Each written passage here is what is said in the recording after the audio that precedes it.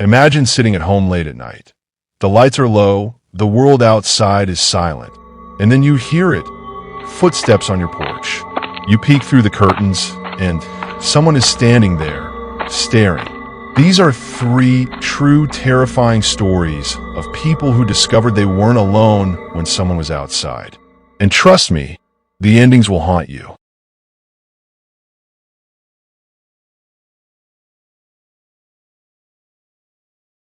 It was a Sunday night in late November in Seattle, Washington. The weather report had warned about an atmospheric river all week. By evening, the rain hit hard. It wasn't a drizzle, it was buckets. Wind shook the maple tree in front of my house in Ballard. I made tea, put my phone on the charger, and let a true crime podcast play low. The kind of night where you don't want to go anywhere. Around 9:30 p.m., I heard it. A heavy, dull bang on my front porch. Not a knock, more like someone stumbling into the door or driving a shoulder into the wood. I paused the podcast and stood up. Another bang came, then a rattling noise. My heart started to race. I walked to the door and looked through the peephole. The porch light was on. Rain ran off the roof in a steady sheet. A man stood on the top step, drenched from head to toe, jacket plastered to his body, dark hair dripping. He had no umbrella. He looked about mid-30s. He kept glancing back at the street like he was nervous. He saw the shadow of me at the door and leaned closer to the wood. My phone died. He said loud enough to carry through the door. "Please, I need to come inside and charge it. I am soaked." I kept the deadbolt locked. I have a solid core door with a quick set deadbolt and a metal strike plate I installed myself after a car prowler on our block last year. I also have a Ring doorbell pointed at the steps. "I can call someone for you," I said through the door. "Tell me a number. I'll call for help." His face shifted at those words. It went from pleading to flat in a second. He blinked slowly, then he reached for my handle. I watched it with the peephole fisheye. The lever moved. He tried it once, then again harder. The deadbolt held, but the entire door flexed a little in the frame. "Don't do that," I said, trying to keep my voice calm. "I'm calling 911 right now." He stared into the peephole like he was trying to look through it at me. His jaw clenched. He stepped back and put both hands on the handle. He twisted and pulled. The door creaked. I stepped backward and grabbed my phone from the entry table. I dialed 911. The Seattle Police Department dispatcher answered. I gave my address and said a man who was not making sense was trying my front door during the storm. The dispatcher asked for a description. I gave it. Dark jacket, dark hair, no hat, no umbrella, soaked through. The dispatcher told me to stay inside, keep the door locked, and keep her on the line. Units were busy with weather calls, but were on the way. The man stopped working the handle. For a second, I thought he might leave. Instead, he stepped out of peephole range. I checked my phone screen and opened the Ring app. The camera feed showed him at the edge of the porch, looking over the railing into my side yard. He wiped water from his face and scanned the windows. He picked up an empty Amazon box I hadn't broken down yet and used it like a shield from the rain. As he moved toward the side gate, I flipped the deadbolt latch on the back door, even though it was already locked. I put the cut wooden dowel down into the track on the sliding glass door. I turned on the kitchen motion light.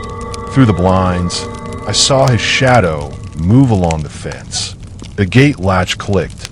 He jiggled it a few times and then pushed. The gate creaked open. "Gate's open," I told the dispatcher. "He's in the backyard." The power flickered. The microwave clock went black and came back on. The rain pounded even harder. I moved into the hallway so I could see both the kitchen and the front entry. My heart thumped in my ears. I held the phone so the dispatcher could still hear me. The man came to the sliding glass door and cupped his hands to the glass to look in. He saw the dowel on the track and tried to lift the door like he knew the trick of popping a slider. It rattled, but the stick held. He tried the handle again and again. He pressed his forehead to the glass like he was listening. He backed up, looked around, then walked out of sight toward the side yard. My neighbor Megan across the street texted me the same second. "Are you okay? There's a guy on your porch." I told her he was in my backyard now, and that I had called 911. She replied that her husband was standing at their window with a camera and that she was calling too. The dispatcher stayed on the line. "Officers are en route," she said. "They're a few minutes out. Are you still in a safe spot?" "Yes," I said. "Front and back are both locked." "He's out of sight." Footsteps came along the side path again. Then the front porch boards groaned. He was back at the door. He banged his fist against it twice hard. The door shook in the frame. I pushed the small foyer table up against it anyway, knowing it wouldn't stop a real push but wanting the barrier. He jiggled the handle harder than before. The metal squealed. He began to breathe loud enough that I could hear it through the wood. "Leave. Police are on the way," I said. "I'm not opening this door." He leaned close to the peephole. I could see one eye and rainwater streaks down his cheek. He smiled without humor. "Open up," he said, voice low. "I saw you." I didn't answer. Seconds stretched. My throat felt dry. The wind gusted and shoved rain across the porch. Somewhere down the block, a car alarm chirped twice and then blared. Maybe Megan's husband hit his key fob to make noise. The man's head turned to the sound. He stood very still listening. Then he dropped the empty Amazon box, stepped back, and hurried downstairs. The Ring camera caught him running, shoes slapping water on the sidewalk. I told the dispatcher he had left. She told me not to open the door and to wait for officers. I stayed where I was, staring at the peephole. My chest ached from breathing too fast. The rain kept hammering the roof. After maybe 5 minutes, I saw flashing lights reflect off the wet street. 2 SPD officers came to the porch. I checked the Ring and confirmed their uniforms and marked car before I cracked the door with the chain on, then unlatched it and let them in. They were soaked too. They asked questions in simple order. Time, description, what he said, and what he touched. I showed them the Ring clips on my phone. They asked me to share them via email. I did. One officer checked the fence line and the backyard with a flashlight. He came back in and said there were shoe prints in the mud and fresh scuffs on the slider track. He wrote a case number on a card and handed it to me. I asked if anyone else had reported a similar thing tonight. He nodded. Calls had come in from Finney Ridge in Greenwood. Same storm, same approach, a man asking to come inside to charge a phone. When told they'd call for him instead, he tried door handles and side gates. No arrests yet. Nights like this with heavy rain and power flickers, people think fewer eyes are out. After they left, I stood at the front window for a long time. My tea was cold. The house felt very small and very quiet. Every time the wind pushed the maple branches against the siding, my shoulders jumped. I locked the sash locks on the windows a second time, even though they were already locked. I closed the peephole with a little slider I had never used before. I didn't sleep well that night. I kept hearing the handle scrape in my head. Around 3 a.m., the rain backed off to a steady hiss. I finally dozed on the couch with the TV on mute.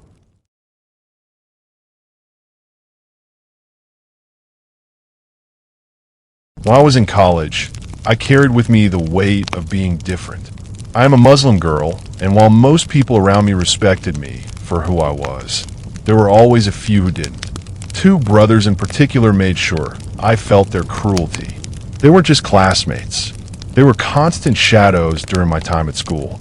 Whenever they got the chance, they called me a terrorist. They laughed about it with their friends, turning my identity into a joke. It stung every time, but I tried my best to ignore them. What always made me angry inside was the truth about their own family. Everyone in town knew their parents were behind bars, serving time for multiple murders. That was no rumor. It was a fact.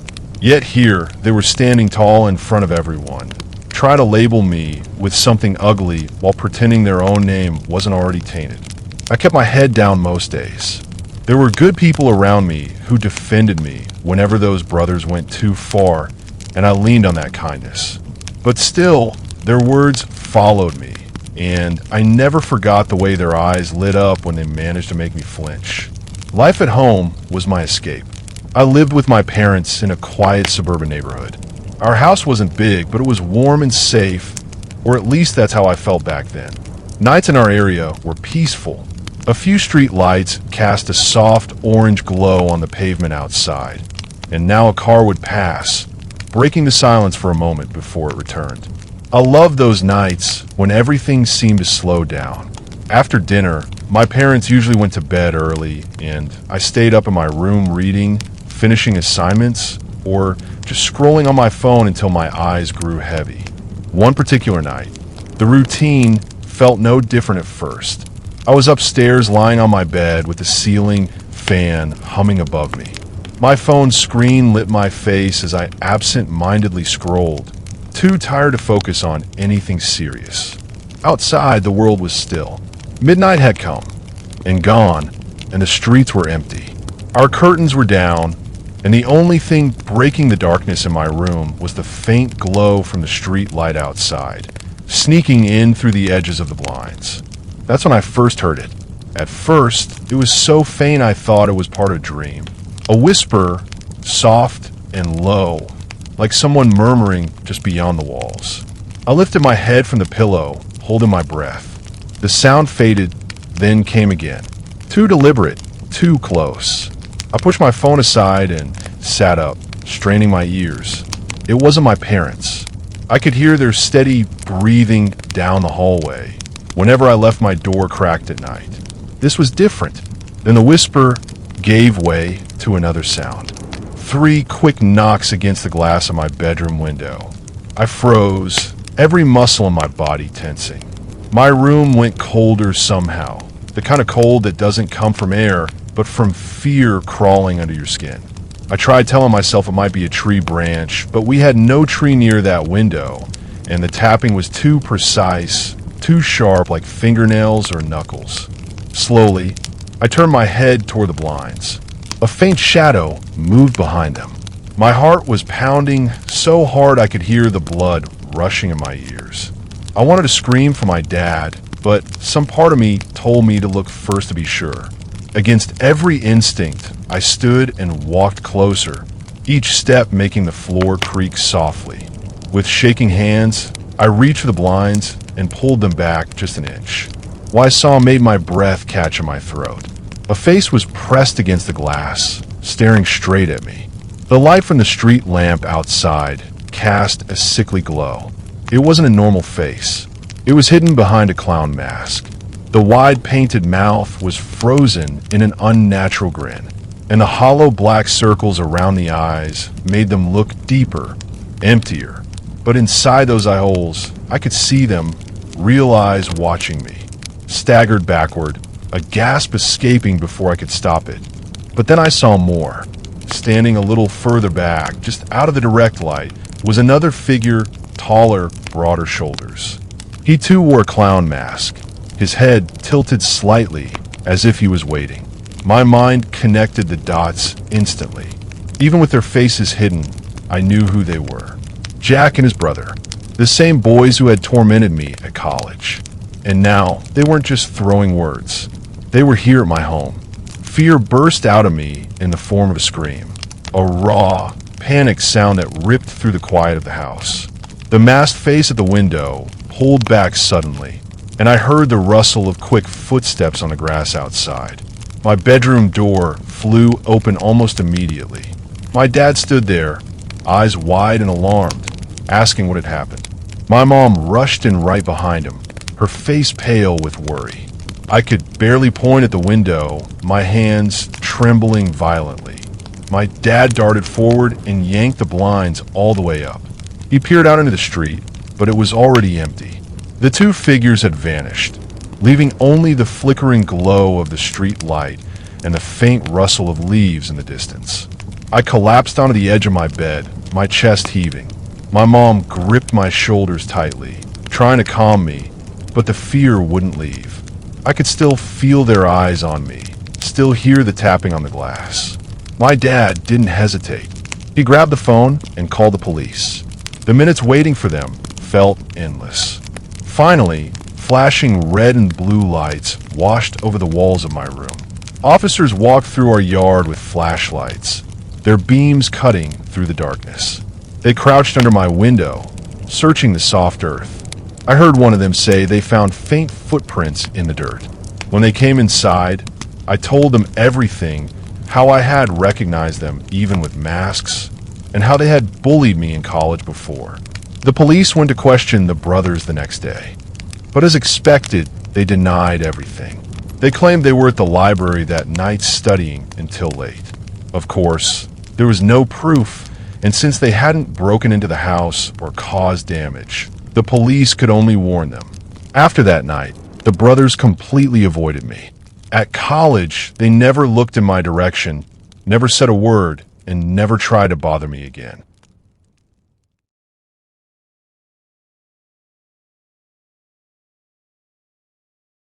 I'd been out of the Army for 6 months after 8 years of service. Tours in Afghanistan and Iraq, places that harden you. The transition to civilian life wasn't easy. My head was a mess. So, I decided to clear it with a solo hike on the Appalachian Trail in Virginia near Shenandoah National Park. It's a real place, stretches over 2,000 miles, but I picked a remote section far from the crowds. Just me, my backpack, and the woods. I needed the quiet. It was early June, sunny mid-70s. I parked my truck at a trailhead off Skyline Drive, locked it, and started hiking by 7 a.m. The trail was narrow, winding through dense pine forests and rocky outcrops. Birds chirped, squirrels darted, air smelled like earth and sap. I carried a light pack, water, snacks, a first aid kit, and my hunting knife. My Remington 700 bolt action .308 rifle stayed at the cabin I'd rented 5 miles away. I'm a hunter, always prepared, but I didn't think I'd need it for a day hike. By noon, I'd covered about 8 miles, stopping at a clear stream to refill my water bottle. I knelt, splashing my face when I heard it. Footsteps faint, maybe 100 yards back, crunching leaves on the trail. I turned, expecting another hiker. Nothing, just trees in the path stretching empty behind me. I figure it was my imagination. Army training makes you hyper alert. You hear threats everywhere. I sipped my water, stood, and kept going. The footsteps didn't stop. They matched my pace step for step. I'd walk fast, they'd speed up. I'd slow down, they'd slow down too. It was eerie, like an echo that shouldn't be there. Around 3 p.m., I stopped again, heart picking up. "Hello," I called. Silence. I scanned the woods, nothing but shadows and ferns. Kept moving, but the feeling of being watched grew. I'd spent years in combat zones, felt eyes on me before. This was that same itch. Dusk crept in around 6 p.m. sun dipped below the ridges, painting the sky orange and purple. Shadows stretched long, blending into the underbrush. The footsteps sounded closer now, maybe 50 yards back. I stopped dead, spun around, empty trail. My pulse thumped in my ears. "Who's there?" I shouted. No reply, just wind rustling leaves. I tightened my grip on my water bottle, wishing I'd brought the rifle. I picked up my pace, almost jogging. That's when the rustling started. Not on the trail, but off to my right in the thick brush. Twigs snapped, leaves crunched, moving parallel to me. Ik glanced over. Something shifted in the ferns, a dark shape gone fast. My stomach twisted. Was it a deer? Bear? But animals don't pace you like that. Dierbord, Berslember. This felt human, deliberate, like someone was mirroring me, staying just out of sight. I called out again, "Show yourself." Nothing.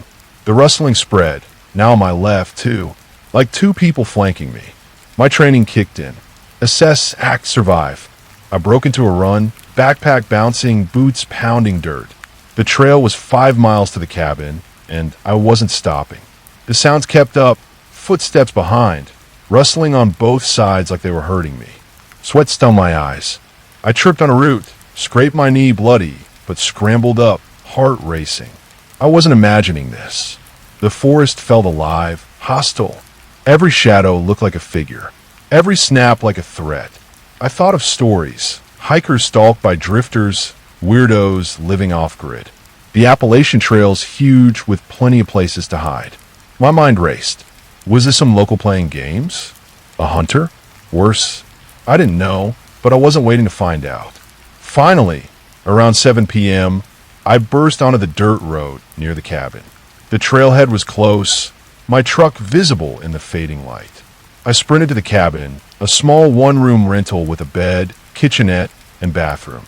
No cell signal out here, but I had a satellite messenger for emergencies. I fumbled the key, unlocked the door, slammed it shut, and through the deadbolt, leaned against it, catching my breath, pulse hammering. Inside, I grabbed my rifle from the corner, checked it loaded, ready. I heated some chili, tried to calm down, but my hands shook. The TV played some old sitcom, but I barely heard it. My eyes kept darting to the windows. Curtains opened just enough to see moonlight. I told myself it was over. Maybe it was just an animal or my mind playing tricks after years of war. I went to bed around 10 p.m. lights off, rifle on the nightstand. Slept lightly like always. Then at 3:20 a.m., I snapped awake. The clock glowed red. Footsteps outside. Slow, deliberate, crunching gravel around the cabin. My skin went cold. I lay still listening. They circled, stopped near the window by my bed. Thin curtains let in moonlight. And I turned my head slowly. There a silhouette, tall, hooded, standing just outside the glass, watching me. No face, just shadow, motionless like a predator sizing up prey. My heart pounded so hard I thought it would burst. I slid my hand to the rifle, quietly chambered around. The footsteps moved again toward the door. I rolled out of bed, crouched low, rifle up, crept to the door, flipped the lock, and yanked it open. There he was, dark clothes, hood up, maybe 20 feet away in the yard. He froze, then bolted for the trees. Instinct took over. I raised the rifle, fired 2 warning shots into the air above him. The sound echoed, sharp and final. He crashed into the forest, branches snapping, then gone. I slammed the door, locked it, and backed away, rifle trained on the entrance.